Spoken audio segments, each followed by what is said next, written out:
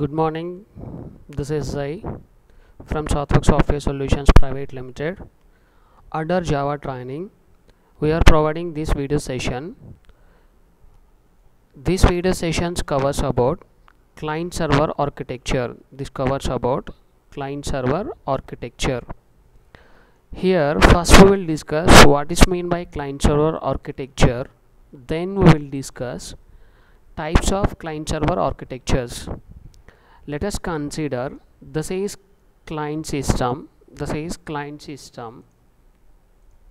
us consider this is client system, and next one, this is server system. Here client is nothing but a system which sends request to the server. Client is nothing but the system or the user who sends the request to the server. Server is nothing but a service provider which takes a request from client to server, and it will process the request, and finally it will send a response. To the client. Here among this communication, who sends the request, he is nothing but a client. This is nothing but client. And the server which provides the services for the client is nothing but the server. Here client send the request to the server process the request, and finally server send the response to the client. This is nothing but the client server architecture, where client can interact with the server. What is the advantage with this one? Advantages with client server architecture. Advantage of client server architecture. Here there are a lot of advantages. The first one is sharing of resources is possible. Sharing of resources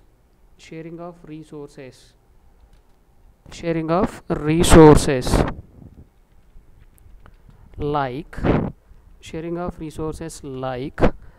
printer, data, scanner, etc. like that. Sharing of resources like printer, data, like that. And second one is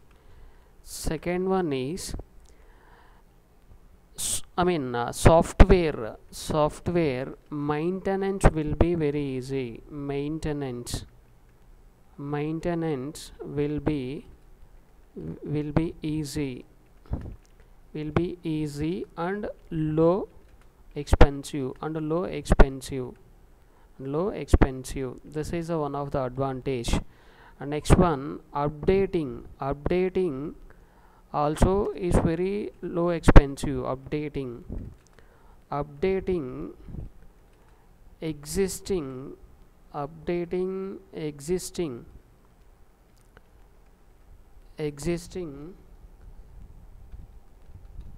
software is easy and low expensive. These are main advantages. We know that there are disadvantages in desktop application, where we need to install software in each and every architecture. But here let us consider this is server system, and this is nothing but client system. All these are nothing but clients. Here these are clients. Here to access software, no need to install in each and every client system. Just install software at server system. install software at server system and these clients, all these clients can access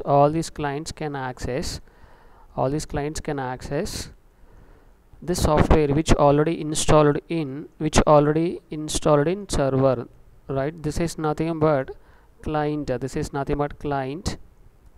client client client client, and all these are clients here, here in this mechanism. If you observe this one, the software is available at server system only. This is server system. Here every client can connect with server. Once if that client has connected with server, then automatically they can access the software, which installed in the server system. Here in this mechanism, what is advantage? The first one is no need to install the software in each and every client system. Just install that software in server system, that's fine. After that, one more thing, let us consider this is a printer. Here let us consider this is nothing but a printer. Once if printer has connected with the server, then each and every client can access this printer, this is nothing but sharing of resources. And whenever you want to update the software to enhance the existing features, just update that one in server system, that's enough. No need to install software in each and every client system, and no need to update the software in each and every client system while you want to enhance it. That are the advantages what we have listed here, right? Now we will discuss types of client server architectures. Client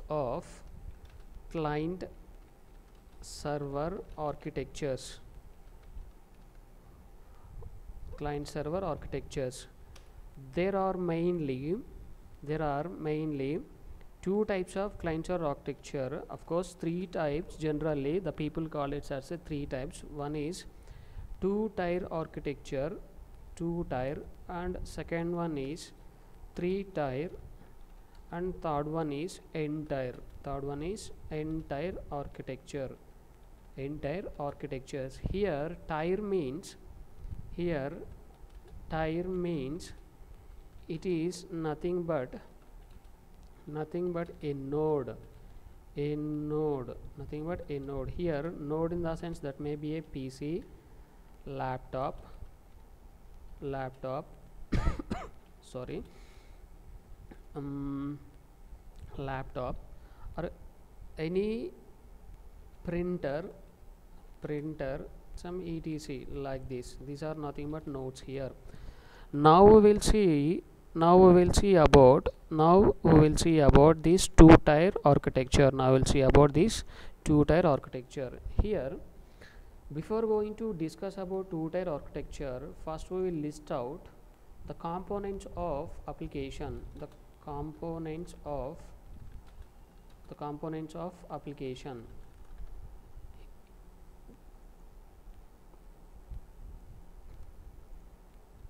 That are view part. Next one, business logic part, and next one is database part. Here the first one is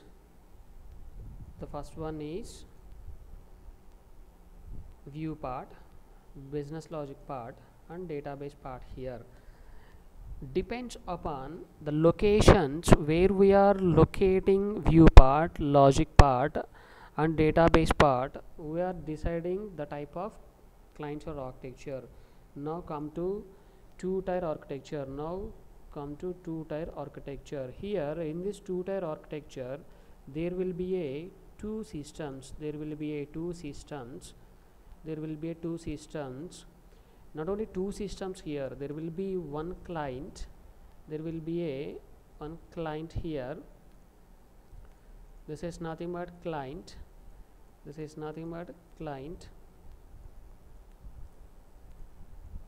And this is nothing but server. Here this is nothing but server system. We know that client can send the request to the server.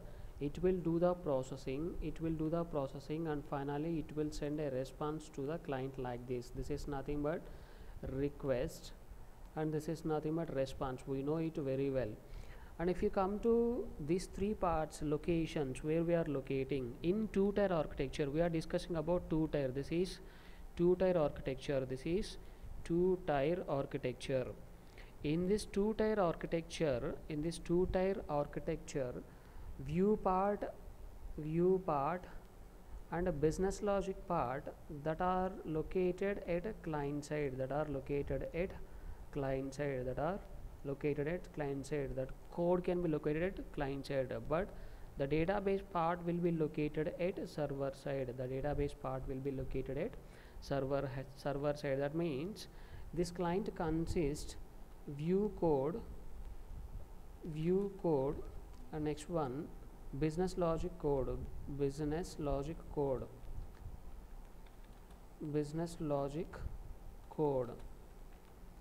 But if you come to this case, here server consists only database code.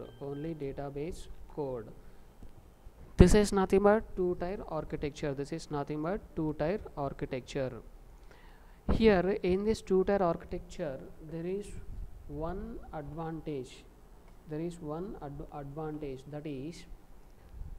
we can share. That means number of other clients can share this one. That is, number of other clients can also share this one. Here one more client, he can also connect with server. Like request and response mechanism. If you observe this one, what is the advantage with this mechanism? In the sense, with this mechanism, database can be accessible, database can be shared by more than one client. This is a more advantage with the two-tier architecture mechanism. But what is the disadvantages? If you come to the disadvantages, there is no security for our business logic. Why? Because that business logic is available for the client.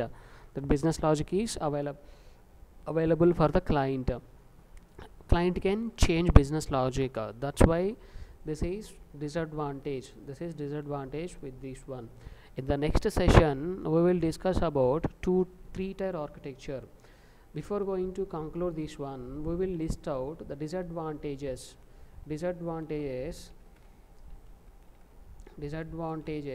of two-tier architecture. Two-tier system. One is no security for business logic. Because this logic code is available. At client system. So client can change the code. Business code. And one more disadvantage is updating existing software will be complicated because we need to update the content in each and every client system. which leads time consuming and expensive. This is one more disadvantage. In the next session we will see about three tier architecture. Thank you, all the best.